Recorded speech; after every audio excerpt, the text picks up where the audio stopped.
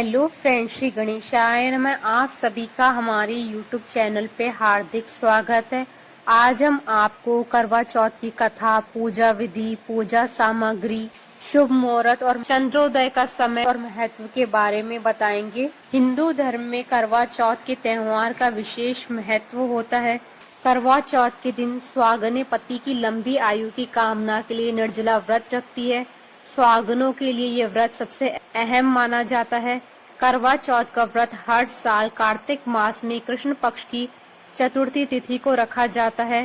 करवा चौथ के दिन महिलाएं बड़ी श्रद्धा भाव से शिव पार्वती जी की पूजा करती हैं। इस दिन व्रत में शिव पार्वती, कार्तिकेय, गणेश के साथ चंद्रमा की पूजा करने का विधान है।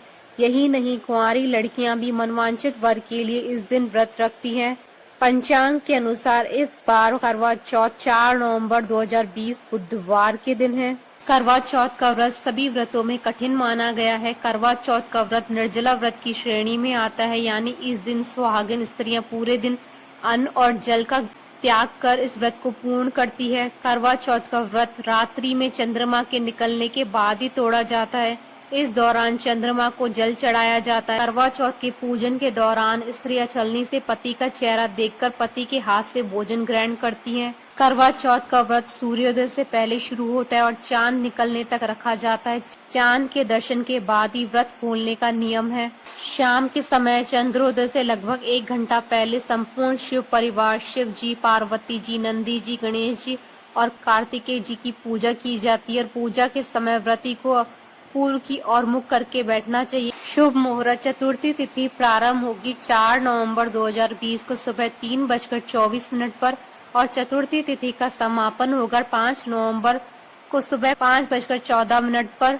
करवा चौथ की पूजा का मुहूर्त 4 नवंबर 2020 को शाम 5:29 से शाम 6:48 तक रहेगा। चंद्रोदय का समय 4 नवंबर 2020 को रात्रि 8:16 से रात्रि 8:31 तक रहेगा। पूजा सामग्री: करवा ढक्कन 2, लाल चुनरी 1, लकड़ी का पाटरा, करवा माता का चित्र, धूप, दीप, रुई की बत्ती 4, रोली, चंदन, सिंदूर, फूल, नैवेद्य, जल पात्र 2, छलनी, थाली। करवा चौथ व्रत की विधि: एक दिन पहले से ही स्त्रियां इस व्रत की तैयारी शुरू कर देती हैं। स्त्रियां अपने हाथों तथा पैरों पर मेहंदी लगवाती है, अपने श्रृंगार का सामान तैयार करती है।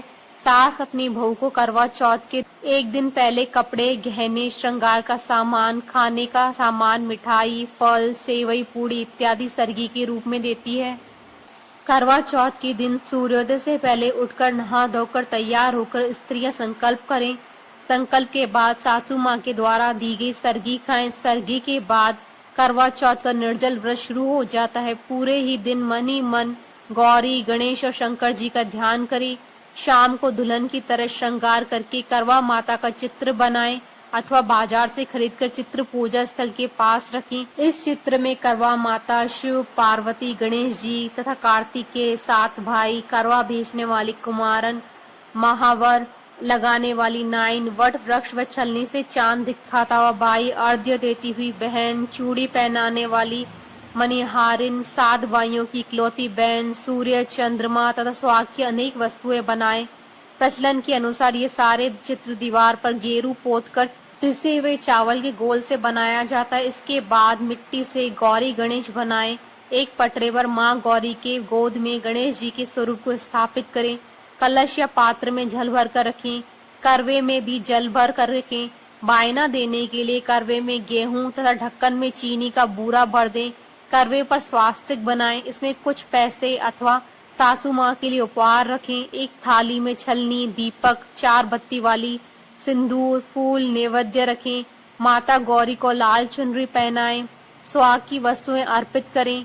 धूप, दीप, नैवेद्य अर्पित करें और उसके बाद पूजा करें। पूजा के बाद अपने हाथ में गेहूं के 13 दाने लेकर कहानी सुने। कहानी सुनने के बाद कुछ दाने अपने पल्ले में बांध ले और कुछ लोटे में डाल दें। चांद निकलने पर सर्वप्रथम छलनी में दिया रखकर चांद को देखें। उसके बाद अपने पति को उसी छलनी से देखें। अर्घ्य देते समय गेहूं के दाने हाथ में रखें। चंद्रमा को अर्घ्य दें। धूप सिंदूर पुष्प नैवेद्य चढ़ाएं, फिर अपने पति का आशीर्वाद लें, सासू माँ का आशीर्वाद लें, उन्हें गेहूं से भरा करवा, पैसा तथा उपहार दें। उसके बाद सब परिवार भोजन करें। करवा चौथ की कथा। पौराणिक कथा के अनुसार एक साहूकार के 7 बेटे और एक बेटी थी। बेटी का नाम करवा था। वह 7 बहनों की लाडली थी। 8 भाई बहन एक साथ बैठकर खाना खाते थे। कार्तिक की चौथ को बहन ने अपने 7 भाभीियों के साथ करवा चौथ का व्रत रखा। जब 7 भाई खाना खाने आए तो उन्होंने अपनी बहन को भी खाना खाने के लिए बुलाया। तो माँ बोली, आज इसका करवा चौथ का व्रत है और चांद निकलने के बाद ये अर्घ्य देकर ही खाना खाएगी। भाइयों को अपनी बहन का भूखा रहना बर्दाश्त नहीं हुआ। उन्होंने एक योजना बनाई। जंगल में जाकर आग लगा दी और एक भाई वट वृक्ष पर हाथ में छलनी और दीपक लेकर चढ़ गया। भाइयों ने बहन से जाकर कहा कि चंद्रोदय हो गया है, चलो चंद्रमा को अर्घ्य दे लो। बहन भाभीियों से बोली, चलो भाभी, चांद निकल आया है। तब भाभीियों ने कहा, ये तेरा चांद है, हमारा चांद तो रात को निकलेगा। बहन ने कुछ दूर वृक्ष पर छलनी के पीछे दीपक को देखकर विश्वास कर लिया कि चंद्रमा वृक्ष के पीछे निकल आया है। वह चांद को अर्घ्य देकर भाइयों के साथ खाना खाने बैठ गई। पहला टुकड़ा तोड़ा तो बाल निकला, दूसरा टुकड़ा तोड़ा तो छींक मारी, तीसरा टुकड़ा तोड़ा तो उसके ससुराल से बुलावा आ गया कि उसका पति बीमार है, जल्दी भेजो। माँ ने लड़की के कपड़े निकालने को 3 बार बक्सा खोला। तीनों बार सफेद कपड़े निकले।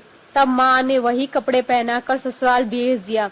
लड़की की साड़ी के पल्ले में एक सोने का सिक्का बांधकर माँ ने बेटी से कहा कि रास्ते में जो मिले सबके पैर पड़ती जाना। जो तुझे सुहाग का आशीष दे उसे ये सिक्का देकर अपने पल्ले में गांठ लगा लेना। रास्ते में किसी ने भी पैर पड़ने पर सुहाग की आशीष नहीं दी और सबने यही आशीष दी कि ठंडी हो, सब्र करने वाली हो, 7 भाइयों की बहनों, अपने भाइयों का सुख देखने वाली हो। जब वह ससुराल पहुंची तो दरवाजे पर छोटी ननद खड़ी मिली।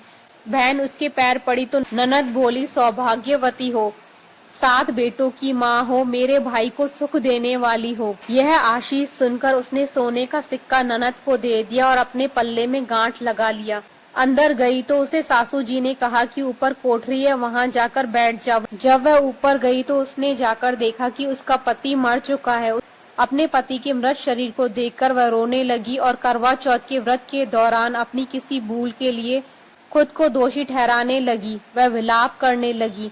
भूख प्यास छोड़कर वह अपने पति की सेवा में लगी रही। प्रत्येक मास की कृष्ण पक्ष को करवा माता आती और कहती, करवे ले लो, करवे ले लो, भूख लगे तो अपने भाइयों के साथ भोजन कर लो। इसी तरह अश्विन मास के कृष्ण पक्ष की चौथ को भी करवे माता आई और कहने लगी, करवे ले लो, करवे ले लो, ओ भाइयों की दुलारी, भूख लगे तो भाइयों के साथ भोजन कर लो। तब वह करवा माता के पैर पकड़कर रोने लगी, मुझसे कोई भूल हो गई जो मुझे ये सजा मिली। तब माता ने कहा कि करवा चौथ को तुम्हारे भाइयों ने जंगल में आग जलाकर तुम्हें छलनी से झूठा चांद दिखाया और तुमने अपना व्रत तोड़ लिया, इसलिए करवा माता ने नाराज होकर तुम्हें ये कष्ट दिया है। तब उसने इसका उपाय पूछा तो माता ने कहा कि अगले महीने जब करवा माता आए तो उसके पैर पकड़ लेना और तब तक न छोड़ना जब तक तुम्हारे पति को जीवित न कर दे। कार्तिक महीने में करवा माता आई और गुस्से में बोली, दिन में चांद उगता है, करवे ले लो, भाइयों की दुलारी, करवे ले लो, भूख न बर्दाश्त करने वाली, करवे ले लो।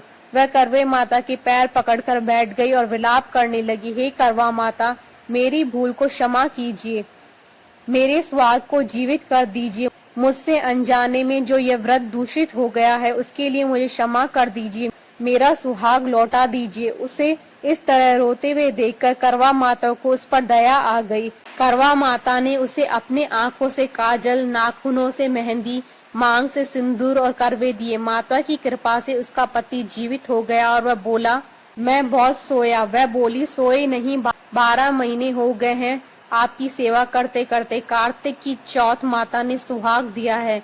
उसने सामर्थ्य के अनुसार सामग्री जुटाकर चौथ माता की पूजा की, चांद को अर्घ्य देकर अपना व्रत पूरा किया, अपने सास के पैर छुए तथा साथ ही सौभाग्यवती स्त्रियों से सुहाग का आशीर्वाद प्राप्त किया। बोलिए चौथ माता की जय। आशा करती हूँ कि आपको करवा चौथ की कथा, पूजा विधि, शुभ मुहूर्त का ये वीडियो पसंद आया होगा। तो आप इस वीडियो को अधिक से अधिक लाइक और शेयर कीजिएगा ताकि सभी भक्तों को इस वीडियो का लाभ प्राप्त हो सके।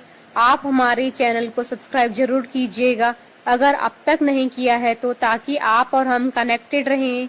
श्री गणेशाय नमः।